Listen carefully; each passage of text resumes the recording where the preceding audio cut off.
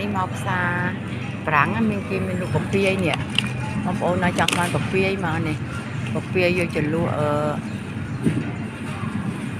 ម៉ាំជុំហុកអីកាពីអីហើយនឹងនេះ7ខ្ចីនេះយងចេក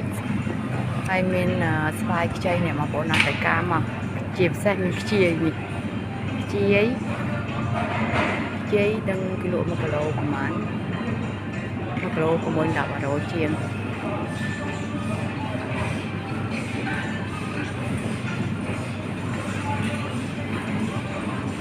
ហើយនៅស្រុកនេះមានតែខ្ញីបងប្អូនថោកជាងគេនេះ1គីឡូ4រៀល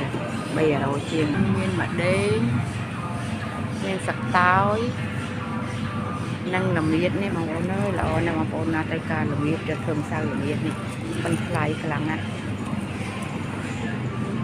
1គីឡូ720€910ជាងហើយមានគេលក់ម្ទេសនេះម្ទេសនេះហិលដល់ក៏ម្ទេសនេះហិលខ្លាំងណាស់បើឃើញកប៉ោងចំហើយចេកបងប្អូន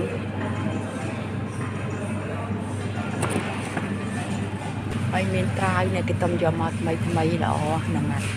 នេះយកទៅស្ងោរឆ្ងាញ់ណានឹងសណ្តែកដីហើយនេះដំឡូងឈើ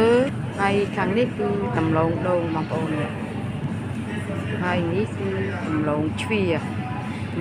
ក៏មិនសូវថ្លៃដែរ1គីឡូ3€ហើយប៉មនៅស្រុកនេះសម្បូរអត់ខ្វះទេ